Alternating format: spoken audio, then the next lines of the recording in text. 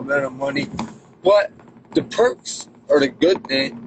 You know, when you link up with the pharmaceutical companies and they tell you they're going to give you these kickbacks, and they give you a weekend in LA, and you know you just got you go to a seminar, and at this seminar that's when they tell you about everything that's going on with the drug.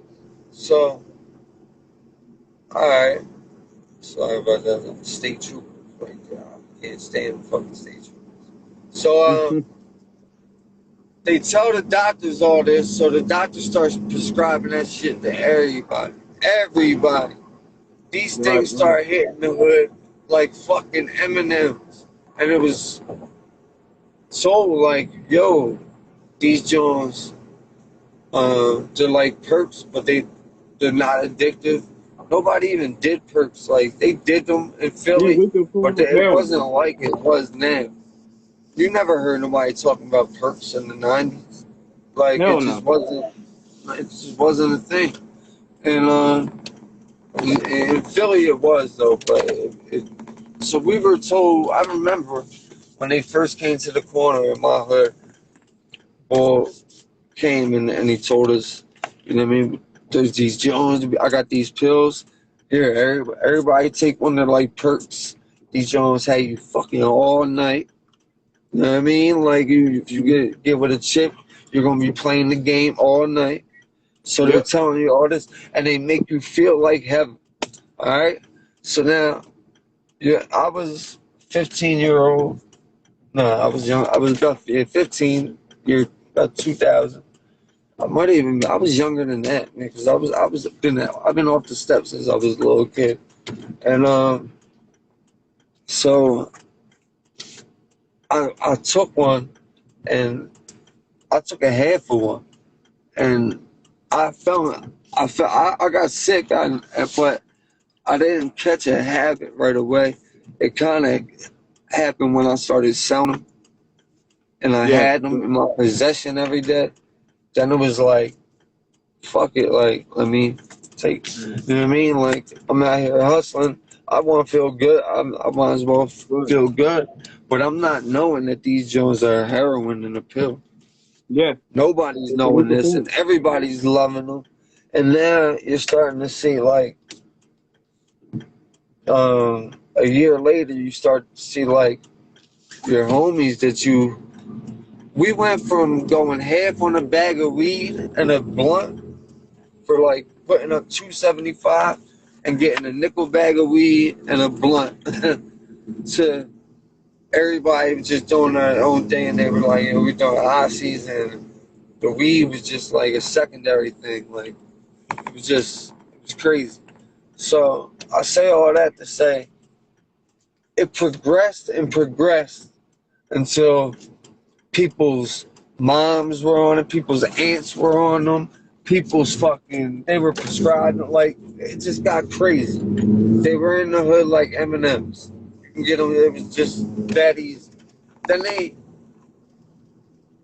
they stopped, they started becoming a thing once a lot of people started dying. R.I.P. Lil List, R.I.P.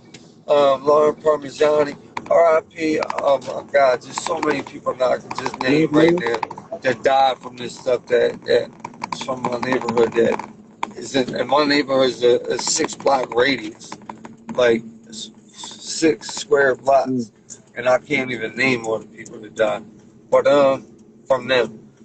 And so when that started happening, started becoming a problem, they stopped prescribing them as much. So now the price just goes up on them. What happens then?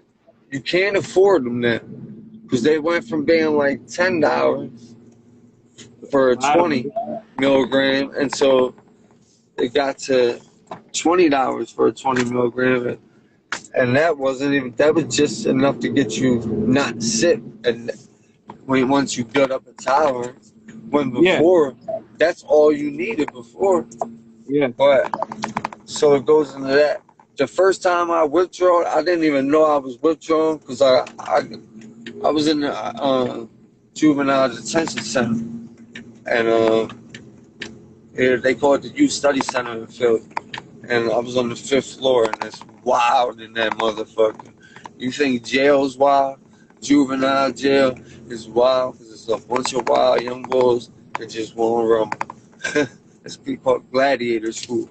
So I'm in there, and I didn't even know I was withdrawn. I really thought I had the flow.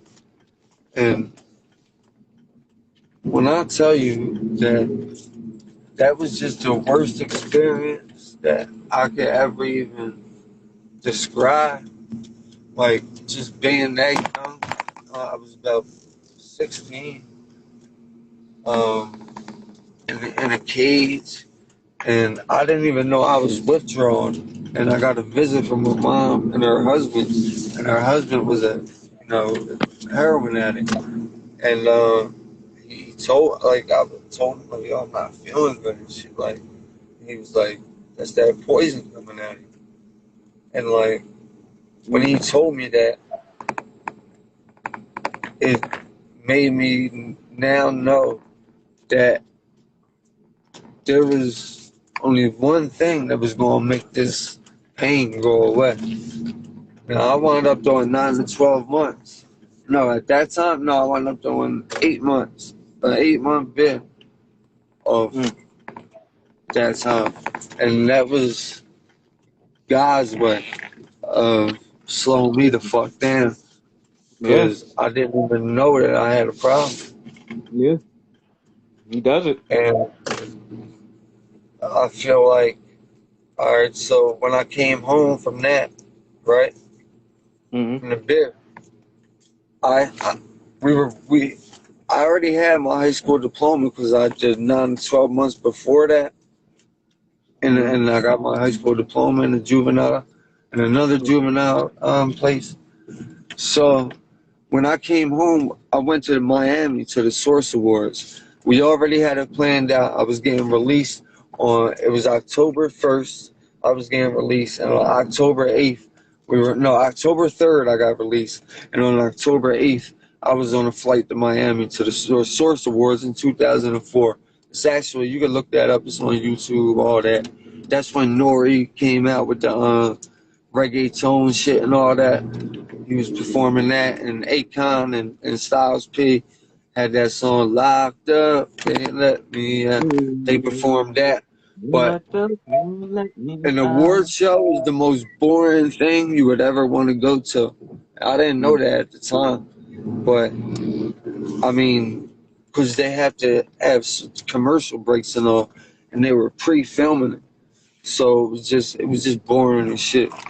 So, but anyway, when I went out there, when I came home, now I came home, and my sister was on the hot seats now, and I'm saying, like, I'm coming home to this. My sister's on there.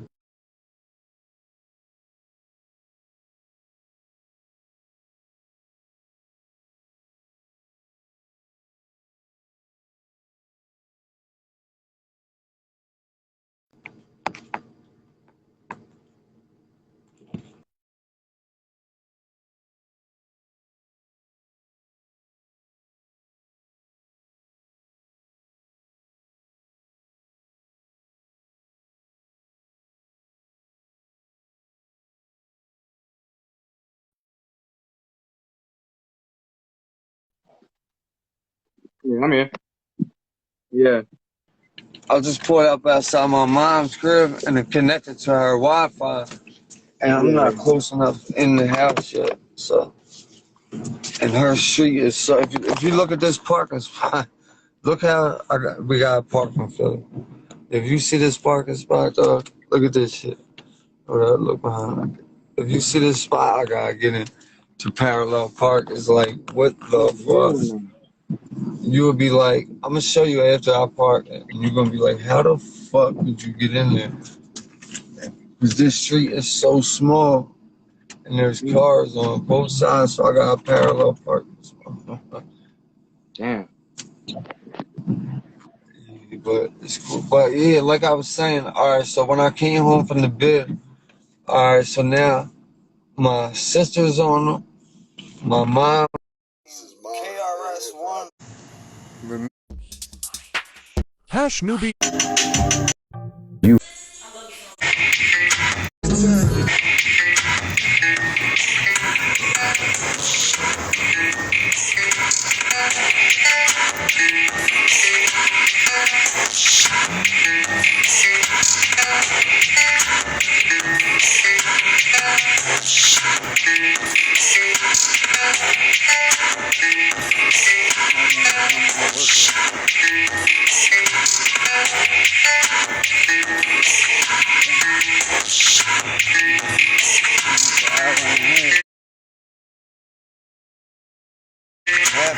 Half hour over what I was supposed to go. Nice workout in there. Ain't over there. I've been waiting to smoke this cigarette the whole fucking time. I was waiting, I got the lighter ready. I need some water, but I don't even feel it. I need to hurry up because I'm going to smoke the cigarette. In an hour. We've got an hour and 20 minutes. Stop.